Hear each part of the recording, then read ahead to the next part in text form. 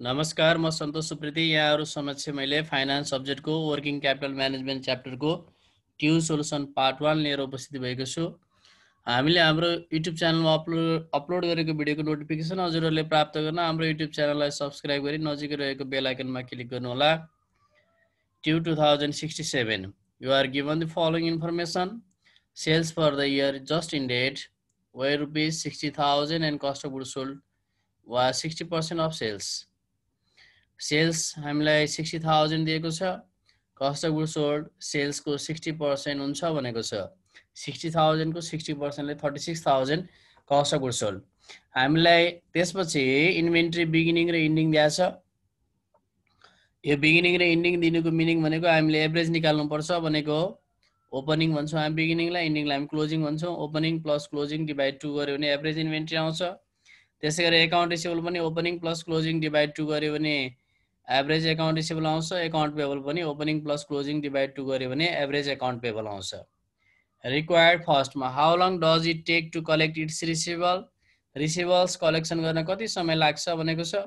Receivable collection गर्न लाग्ने समयलाई हामी आरसीपी भन्छौँ। फर्स्टमा आरसीपी सोध्यो। सेकेन्डमा how long does inventory stay around before it is sold भनेको छ।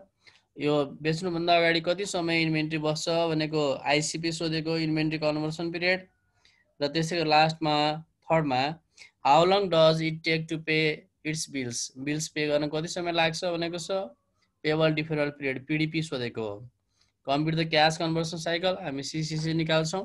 What measure should management to take to improve cash conversion cycle. Cash conversion साइकललाई इम्प्रुभ गर्न म्यानेजमेन्टले के गर्नुपर्छ भनेको छ। यो हामीले हिजोको भिडियोमा नि कुरा गरिसकेका थियौँ। यसको लागि आइसीपी र आरसीपीलाई घटाउनु पर्छ भने पीडीपीलाई बढाउनु पर्छ भन्ने कुरा लेख्नुपर्ने हुन्छ। अब हामी सुरुमा आरसीपी निकाल्छौँ। आरसीपी निकाल्दा सबभन्दा पहिला हामीले अकाउन्ट रिसिभेबल माथि राख्ने हो। अकाउन्ट रिसिभेबल हामी एभरेजमा निकाल्न सक्छौँ भने average account receivable into days in इयरको कुरा हो। यहाँ डेज इन इयर हामीलाई क्वेसनमा दिएको छैन। डेज इन इयर क्वेसनमा दिएको छैन भने हामीले 365 मान्नुपर्ने हुन्छ। क्वेसनमा दिएको छ भने जे दिएको छ त्यही राख्ने, दिएको छैन भने 365 राख्ने। हामीले योभन्दा पहिला रेसियो एनालाइसिस च्याप्टरमा पनि 365 राखेर गरेको थियौँ। हामीले त्यो च्याप्टरमा 365 यहाँ 360 राख्न मिल्दैन। हामीले रेसियोमा 365 राखेको थियौँ र त्यही अनुसार सबै एन्सरहरू मिलेको थियो भने यहाँ पनि 365 राखेरै गर्नुपर्ने हुन्छ। 365 राख्दा हामीसँग भएको ओल्ड इज गोल्डको एन्सर मिल्दैन। तर नमिले पनि त्यो 70 भन्दा पहिलाको क्वेसनहरू भएको कारणले त्यहाँ 365 राखेर एन्सर नदिएको। हाम्रो रेसियो एनालाइसिसमा 70 भन्दा यता भनेको 71, 72, 73 देखि 76 सम्मको सबै क्वेसनहरू 365 राखेर मिलाएको थियो भने हामी यहाँ पनि 365 राखेर मिलाउँछौँ अर्थात् गर्छौँ। र हामीले डेज इन इयर क्वेसनमा दिएको छैन भने 365 मान्नुपर्छ। त्यो अनुसार 365 मानेर गर्ने। यसरी एभरेज रिसिभेबल मैले ओपनिङ र क्लोजिङ जोडे 2 ले भाग गरेर एभरेज आयो इन्टु 365। यहाँ 365 राखेको छौँ। एन्ड डिभाइड सेल्स भनेको 60,000 ले गर्दा 12.17 डेज आउँछ। यो एन्सर ओल्ड इज गोल्डसँग मिल्दैन। नमिले पनि यो करेक्ट हुन्छ। र अब पछाडिको दिनहरूमा एन्सर चेन्ज भएर पनि आउला। अहिले हामीले 12.17 डेज भनेर बुझ्नु पर्यो। अर्को इन्भेन्ट्री कन्भर्सन पिरियड यो भनेको average inventory into 365 divide cost of goods sold. हामी सकेसम्म माथि एभरेज इन्भेन्ट्री राख्छौँ, तल कस्ट अफ गुड्स सोल्ड राख्छौँ। अब हाम्रो ओपनिङ प्लस क्लोजिङ डिभाइड 2 गर्दा एभरेज इन्भेन्ट्री भयो into 365 divide cost of goods sold 36,000 60.83 days. त्यसै गरी पेबल डिफरल पिरियड छ। अकाउन्ट पेबल्सलाई हामीले एभरेज निकालेको छौँ। Opening plus closing divide 2 into 365 divide cost of goods sold गर्दा 38.02 डेज एन्सर भयो। अर्को cash conversion cycle opening plus closing divide 2 गरेर हामीले एभरेज निकालेको थियौँ भने सबैमा एभरेज यसरी भएको थियो। अनि यहाँनिर रिसिभेबलमा सकेसम्म तल क्रेडिट सेल्स राख्ने हो। क्रेडिट सेल्स छैन भने सेल्स। इन्भेन्ट्री टर्नओभरमा इन्भेन्ट्री कन्भर्सनमा सकेसम्म हामी कस्ट अफ गुड्स सोल्ड राख्छौँ, छैन भने सेल्स राख्छौँ। त्यसै गरी पेबल डिफरल पिरियडमा पनि हामी सकेसम्म कस्ट अफ गुड्स सोल्ड राख्छौँ। त्यो छैन भने क्रेडिट पर्चेज राख्छौँ, त्यो पनि छैन भने पर्चेज राख्छौँ। यसरी हामीलाई आरसीपी आईसीपी पीडीपी निकालिसकेका छौं। अब क्याश कन्भर्सन साइकल निकाल्दाखेरि त्यो आईसीपी आरसीपी र पीडीपी राख्ने हो। आईसीपी र आरसीपी जोड्ने, पीडीपी घटाउने गर्दा 34.98 डेज हाम्रो क्याश कन्भर्सन साइकल भयो। त्यसपछि अर्को क्वेसन छ, ABC company has an inventory turnover of 2.4 times. Inventory turnover दिएको छ। Receivable collection period RCP 75 days, payable deferred period 60 days PDP दियो। आरसीपी र पीडीपी दिएको छ भने इन्भेन्ट्री टर्नओभर दिएको छ। हामीले आईसीपी निकाल्नको लागि अब हामीलाई दिएको डेज इन इयर 360 छ। यसलाई यो 2.4 ले इन्भेन्ट्री टर्नओभरले भाग गर्यो भने इन्भेन्ट्री कन्भर्सन पिरियड आईसीपी आउँछ। What is length of cash conversion cycle भनेको छ। क्याश कन्भर्सन साइकल निकाल्दाखेरि हाम्रो इन्भेन्ट्री टर्नओभर 2.4 छ। आईसीपी अब निकाल्नु पर्ने हुन्छ। आरसीपी र पीडीपी दिएको छ। अब डेज इन इयरलाई इन्भेन्ट्री टर्नओभरले भाग गर्यो भने हाम्रो आईसीपी आउँछ। 360 डिवाइड 2.4 गर्दाखेरि आईसीपी हाम्रो 150 डेज आयो। 150, आरसीपी 75 र पीडीपी 60 गरेर 165 चाहिँ क्याश कन्भर्सन साइकल भयो। त्यसपछि अर्को, if the company's annual sales is ₹6.75 million, 6.75 million भन्नाले 1 मिलियन बराबर 10 लाख हुन्छ। त्यसैले यो 67,50,000 भयो। And 80% of sales are credit, 80% sales चाहिँ क्रेडिटमा रहेछ। हामीले क्रेडिट सेल्स भनेको आरसीपी को फर्मुलामा प्रयोग गर्ने गर्छौं। Credit sales what is firm's investment in receivable, receivable कति हुन्छ भनेको छ। अब हामीले रिसिभेबलको एमाउन्ट निकाल्नु पर्यो। हामीले आरसीपी को फर्मुला लगाएर त्यहाँबाट रिसिभेबल एमाउन्ट निकाल्छौं। आरसीपी बराबर 300 account receivable into 360 divide credit sales. RCP 75 दिएको थियो, अकाउन्ट रिसिभेबल राख्यौं इन्टु 360 डिवाइड क्रेडिट सेल्स भनेको हाम्रो 6.78 मिलियनको 80% भनेको 5.4 मिलियन, यो भनेको 54 लाख। अनि क्रस मल्टिपल गरेर हामीले डिवाइड गर्दाखेरि अकाउन्ट रिसिभेबल आयो 11,25,000। यो हाम्रो अकाउन्ट रिसिभेबलको एन्सर भयो। त्यसै गरेर अर्को हाम्रो अमाउन्ट अफ इन्भेन्ट्रीको कुरा छ। इन्भेन्ट्री कति छ भन्ने कुरा सोधेको छ थर्डमा। What is level of inventory of ABC company. अब इन्भेन्ट्री टर्नओभरको फर्मुला प्रयोग गरेर हामी इन्भेन्ट्रीको एमाउन्ट निकाल्न सक्छौं। आईसीपी गरे पनि हुन्छ, आईसीपी गरेर निकाले पनि भयो, तर हामीले इन्भेन्ट्री टर्नओभर दिएको छ भने इन्भेन्ट्री टर्नओभरको प्रयोग गरौँ। इन्भेन्ट्री टर्नओभरको फर्मुला भनेको टर्नओभर भनेबित्तिकै सेल्स माथि भयो। हामीसँग कस्ट अफ गुड्स सोल्ड छ भने कस्ट अफ गुड्स सोल्ड माथि राख्ने हो। यहाँ कस्ट अफ गुड्स सोल्ड छैन, निकाल्न सकिने छैन, त्यसैले हामी सेल्स राख्यौं। अनि डिवाइड जे को टर्नओभर हो त्यो तल राख्ने इन्भेन्ट्री। अब एभरेज निकाल्न सक्ने भए एभरेज इन्भेन्ट्री राखिन्थ्यो, त्यो छैन, त्यसैले सेल्स बाइ इन्भेन्ट्री भयो हाम्रो फर्मुला। इन्भेन्ट्री टर्नओभर 2.4 टाइम्स दिएको छ क्वेसनमा। सेल्स 67,50,000 भयो डिवाइड इन्भेन्ट्री। इन्भेन्ट्री बराबर 28,12,500 आएको छ।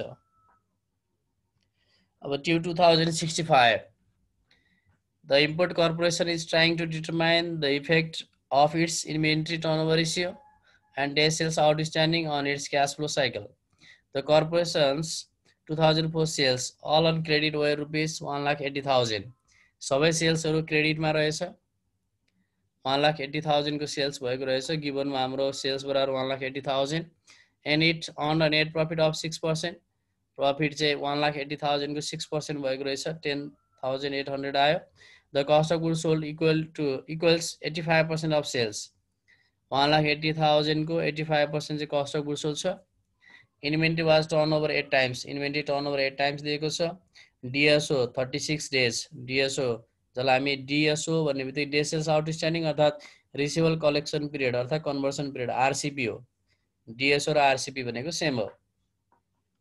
The corporation had fixed assets totaling ₹40,000. Fixed assets पनि दिएको रहेछ। फिक्स्ड एसेट र करेन्ट एसेट्स जोड्यो भने हाम्रो टोटल एसेट्स आउँछ। अब करेन्ट एसेट्समा यहाँ हुने बुदा भनेको इन्भेन्ट्री, अनि त्यसै गरी रिसिभेबल र अर्को क्याश एन्ड मार्केटेबल सेक्युरिटिज हो। त्यो तीनटा हाम्रो करेन्ट एसेट्स हुन्छ भने यो फिक्स्ड एसेट्स जोडेपछि टोटल एसेट्स आउँछ। Corporations payable deferral period is 30 days. PDP दिएको छ 30 days.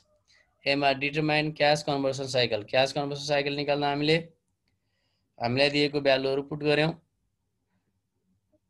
Cost of goods sold सेल्सको 85% भनेको छ। उहाँलाई 53,000 आछ। इन्भेन्ट्री टर्नओभर को हेल्पले अब हामी आईसीपी निकाल्छौं। यो क्वेसनमा पनि डेज इन इयर दिएको छैन। डेज इन इयर नदिइसके पछाडि हामीले 365 राखेको छौँ। 365 डिभाइड 8 गर्दा 45.63 डेज हाम्रो आइसिपी आएको छ। आइसिपी लगेर हामीले यहाँ राख्यौँ 45.63 डेज। यो डिएसओ अर्थात् आरसिपी क्वेसनमै गिभन छ 36। यो पिडिपी पनि क्वेसनमै गिभन छ 30। हाम्रो यहाँ लास्टमा पेबल डिफरल पिरियड भनेर दिएको छ 30 डेज। यसलाई राख्यौँ। यो गर्दा 51.63 डेज चाहिँ हाम्रो क्यास कन्भर्सन साइकल भयो। त्यसपछि बीमा के सोधेको छ हामीलाई हेरौँ। Calculate total assets turnover. Turnover भन्ने बित्तिकै सेल्स माथि र जेको टर्नओभर हो त्यो तल राख्ने हो। त्यसैले सेल्स माथि डिभाइड तल टोटल एसेट्स हुने भयो। सेल्स हामीलाई 1,80,000 दिएको छ। अब टोटल एसेट्स चाहियो। टोटल एसेट्स भन्ने बित्तिकै हामीले अघि भर्खर कुरा भएको थियो inventory, receivable, cash and marketable securities जोड्दा current assets आउँछ। त्यसपछि त्यसमा फिक्स एसेट्स जोड्यो भने टोटल एसेट्स हुन्छ। त्यसैले हामी सबभन्दा पहिला इन्भेन्ट्री चाहियो। इन्भेन्ट्री निकाल्नको लागि इन्भेन्ट्री टर्नओभरको फर्मुला प्रयोग गर्ने। Cost of goods sold by inventory. Inventory turnover 8 छ, कस्ट अफ गुड्स सोल्ड 1,53,000 छ, डिभाइड इन्भेन्ट्री। अब यति गर्दाखेरि इन्भेन्ट्री हाम्रो 19,125 आयो। त्यसै गरी आरसिपीको फर्मुलाबाट हामी रिसिभेबल निकाल्छौँ। RCP receivable into 365 divide credit sales. RCP 36 भयो। Receivable into 365 divide credit sales भनेको 1,80,000 सबै सेल्सहरू क्रेडिटमा छ भनेको छ। त्यसैले रिसिभेबल बराबर 70,753.42। अब टोटल एसेट्समा हाम्रो इन्भेन्ट्री र रिसिभेबल अनि त्यस्तै गरेर अर्को छ क्यास एन्ड मार्केटेबल सेक्युरिटिज। तिनवटा जोड्दाखेरि करेन्ट एसेट्स आउँछ। त्यसमा फिक्स एसेट्स जोडेपछि हाम्रो टोटल एसेट्स हुन्छ। यहाँनिर हामीले क्यास एन्ड मार्केटेबल सेक्युरिटिज राखेको छैनौँ किनभने यहाँनिर सीमा हामीलाई के भनिरहेछ cash and marketable securities in negligible भनेको छ। नेग्लिजिबल भनेको नगर्ने मात्रामा हुन्छ अर्थात् शून्य हुन्छ भनेको। त्यसैले क्यास एन्ड मार्केटेबल सेक्युरिटिज चाहिँ 0 रहेछ। 0 भएको कारणले हामीले यहाँ देखाएनौँ। Inventory plus receivable plus cash and marketable securities plus fix assets गर्ने हो। क्यास एन्ड मार्केटेबल सेक्युरिटिज 0 अर्थात् नेग्लिजिबल छ भनेको कारणले हामीले यहाँ देखाएनौँ। इन्भेन्ट्री राख्यौँ, रिसिभेबल राख्यौँ, फिक्स 40,000 दिएको थियो क्वेसनमा गिभन थियो। यो राख्दाखेरि 76,878.42 चाहिँ हाम्रो टोटल एसेट्स भयो। यसरी यहाँ टोटल एसेट्स ल्याएर राख्यौँ। त्यहाँबाट गर्दाखेरि 2.35 टाइम्स चाहिँ हाम्रो टोटल एसेट्स टर्नओभर भयो। अर्को छ हाम्रो calculate return on assets. Return on assets भनेको आरओए भयो। रिटर्न भन्ने बित्तिकै नेट प्रफिटलाई माथि राख्नुपर्छ र जेको रिटर्न हो त्यसलाई तल राख्ने हो। त्यो अनुसार नेट प्रफिट हाम्रो 10,800 हामीले अघि गिभनमा लेखिसक्यौँ र टोटल एसेट्स हामीले माथिबाट निकालेको थियौँ। यो ल्याएर राख्दाखेरि हाम्रो 14.05% हाम्रो रिटर्न अन एसेट्स हुन्छ। अर्को छ ट्यु 2065 भोल्ट। Red earth battery corporation is a leading producer of all kinds of batteries. सबै ब्याट्रिजहरूको लिडिङ कर्पोरेसनको रूपमा रेड अर्थ ब्याट्री कर्पोरेसन रहेछ। Corporation turns out 1500 automobiles batteries a day. 1500 battery चाहिँ उत्पादन गर्दो रहेछ। एक दिनमा 1500 ब्याट्री उत्पादन गर्दो रहेछ। At a cost of ₹3,000 per battery for material and labour. यसको कस्ट भनेको एउटा ब्याट्रीको 3,000 पर्दो रहेछ लेबर र मेटेरियलको cost. It takes the corporation 22 days to convert raw material into battery. Raw मेटेरियलबाट ब्याट्री बनाउन 22 दिन लाग्दो रहेछ। त्यसैले यसलाई हामी आइसिपी भन्छौँ, inventory conversion period. It takes the corporation 22 days to convert raw material into battery, ICP भयो। Corporation allows its customer 40 days in which to pay for the batteries. ब्याट्रीको लागि 40 दिन पेमेन्ट गर्न दिन्छ भनेपछि हाम्रो कस्टमरलाई दिएको क्रेडिट पिरियडलाई हामी आरसिपी भन्छौँ। And the corporate generally page it's supplier in 30 days. आफ्नो सप्लायरलाई चाहिँ 30 दिनमा तिर्छ भनेपछि सप्लायरलाई तिर्न लाग्ने समयलाई हामी पिडिपी भन्छौँ। What is corporation's cash conversion cycle.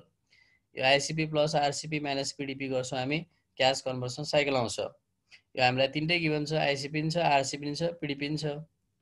यसरी आइसिपी प्लस आरसिपी माइनस पिडिपी गरी 32 डेज चाहिँ हाम्रो क्यास कन्भर्सन साइकल भयो। अब त्यस पछाडि if corporation always produces and sales 1500 batteries a day. एक दिनमा 1500 ब्याट्री प्रोडक्सन गर्छ र सेल्स गर्छ भने what amount of working capital must it finance. Working capital कति हुन्छ भनेर सोध्छ। अब वर्किङ क्यापिटलको फर्मुला के हो त? Production unit per day into cost per unit into CCC, अर्थात् working capital required per day into CCC हो। Working capital required per day भनेको production unit per day into cost per unit into CCC गरेपछि total working capital required आयो। Working capital required per day चाहिँ production unit into cost मात्र गर्न आउँछ, त्यसलाई सीसीसीले मल्टिपल गरेपछि टोटल वर्किङ क्यापिटल आउँछ। त्यसैले हाम्रो वर्किङ क्यापिटल मस्ट फाइनेन्सको एमाउन्ट भनेको चाहिँ यसरी निकाल्नुपर्छ, 1500 इन्टु 3000 इन्टु हामीले एमा निकालेको सीसीसी। यसरी production per day 1500, cost per unit 3000 into CCC 32 गर्दाखेरि हाम्रो 14 करोड 40 लाख एमाउन्ट आयो। त्यसै गरेर अब सीमा हामीलाई के सोधेको छ त? By what amount could corporation reduce its working capital financing needs if it was able to stretch its payable deferral period to 40 days. यदि पेबल डिफरेल पिरियड 40 दिन बनाउने हो भने, यहाँनिर पिडिपी 30 दिन मात्र छ, अब 40 दिन बनाउने हो भने वर्किङ क्यापिटल कतिले घट्छ भनेर सोधेको छ। अब हामीले वर्किङ क्यापिटल निकाल्न पर्यो। यसको लागि पहिला पिडिपी को प्रयोग गर्नु पर्यो। अब वर्किङ क्यापिटल निकाल्न सीसीसी चाहिन्छ। वर्किङ क्यापिटलको फर्मुला यो हो, प्रोडक्सन पर day into cost per unit CCC हो। हामी पहिला अब सीसीसी निकाल्छौँ। सिडी क्यास कन्भर्सन साइकल निकाल्दाखेरि नयाँ CC आइसिपी plus RCP minus PDP हो। आइसिपी र आरसिपी यही हुन्छ, पिडिपी चाहिँ 40 दिन हुन्छ भनेको छ। त्यसैले सीसीसी 22 डेज भयो।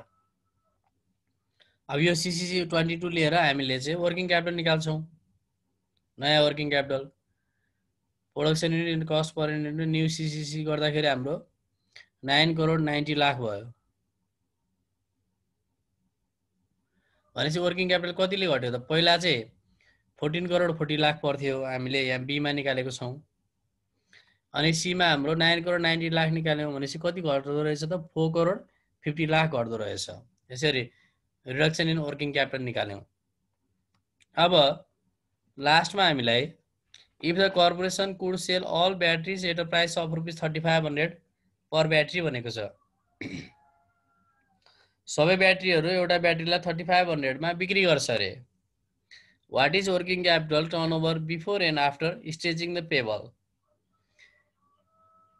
यो पिडिपीलाई हामीले स्ट्रेच गर्यौँ भने, भनेको पेबल पिरियड जुन छ 30 थियो, यसलाई 40 बनायो, यसलाई स्ट्रेच गरेको भन्छ। 30 बाट 40 बनाएको स्ट्रेच गरेको। स्ट्रेच गर्यौँ भने स्ट्रेच गर्नुभन्दा अगाडि र गरिसके पछाडिको वर्किङ क्यापिटल टर्नओभर कति हुन्छ भनेर सोध्यो। अब वर्किङ क्यापिटल टर्नओभर भन्ने फर्मुला आयो। टर्नओभर भन्ने बित्तिकै सेल्स माथि राख्ने, वर्किङ क्यापिटल तल राख्ने हो। अब बिफोरको पनि वर्किङ क्यापिटल निकालेको छौँ हामीले। स्ट्रेच गर्नुभन्दा पहिलाको वर्किङ क्यापिटल नै छ, स्ट्रेच गरिसकेपछिको वर्किङ क्यापिटल नै छ भने सेल्सलाई यो बीमा जुन हामीले निकालेको थियौँ स्ट्रेच गर्नुभन्दा पहिलाको वर्किङ क्यापिटल, यसले भाग गर्यो भने working capital turnover before stretch the payable आयो। त्यसै गरेर सीमा हामीले निकालेको स्ट्रेच गरिसकेपछिको वर्किङ क्यापिटल निकालेको, त्यो सेल्सलाई यो सीमा आएको वर्किङ क्यापिटल डिभाइड गर्यो भने आफ्टर स्ट्रेचिङ द पेबल हो working capital turnover after stretching the payable भयो। यसरी हामी सबभन्दा पहिला सेल्स निकालौँ। हाम्रो सेल्स भनेको सेलिङ प्राइस हाम्रो 3500 दियो, सोल्ड युनिट 1500 छ, डेज यिनीहरू 365 हुन्छ। यति गर्दाखेरि हाम्रो सेल्स यो आयो। अब working capital turnover before stretching the payables भनेको छ भने sales by old working capital भनेको बीमा निकालेको वर्किङ क्यापिटल स्ट्रेच गर्नुभन्दा पहिलाको वर्किङ क्यापिटल डिभाइड गर्दा 13.31 टाइम्स भयो। अब सीमा हामीले निकालेको पिडिपी स्ट्रेच गरिसकेपछिको वर्किङ क्यापिटल हो। Sales divide new working capital अर्थात् स्ट्रेच गरेपछिको वर्किङ क्यापिटलले डिभाइड गर्यो भने सीमा निकालेको वर्किङ क्यापिटल यो 9 करोड 90 लाखले डिभाइड गर्यो सेल्सलाई भने 19.36 टाइम्स चाहिँ हाम्रो आफ्टर स्ट्रेचिङ द पेबलको वर्किङ क्यापिटल टर्नओभर भयो। यसरी हामीले सल्भ गर्नुपर्ने हुन्छ। यति भन्दै आजको क्लास यहीँ अन्त्य गर्छु। हस्त, धन्यवाद।